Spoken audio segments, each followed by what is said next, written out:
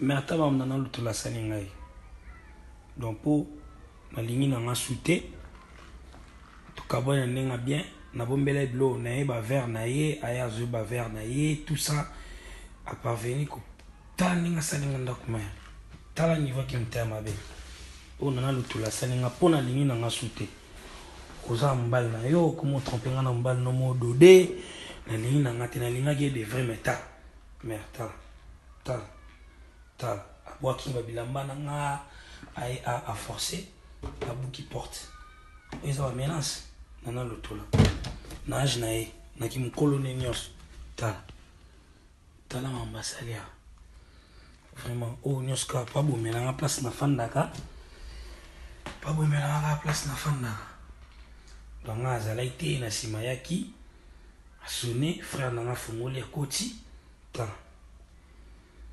mambasalia na ndako. On a un sabotage au school, Naomi Tuna. Sabotage en meza d'où yanini. D'où yanini. Ko sala muninga sabotage boy, ya makasi boy. Vraiment, hein mère. Nana Lutola, na évité. Na évité vraiment. Nana Lutola, na évité. Na évité lo ni sali shiko boy. Attention nana nyongo na o. Ya nyongo pete ke o 1000 euros.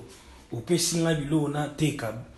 Bolingo sila inango ngamona ebiye bolingo sili totikala taba mi ndenge zala opesi bilo bateka ngana zate na ebiso bien que fona sala recouvrement obikande toteka pe ba cash mala morte na sala recouvrement bona peso bala retikali bo sala manifestation na bombela ba vers panda bo sala mamna na ve bo kultilelo oyo zuba vers na ndako na ngeza wakanga pourquoi ko forcer ko buka ndako na ngai ko panza bilo na ngaboye.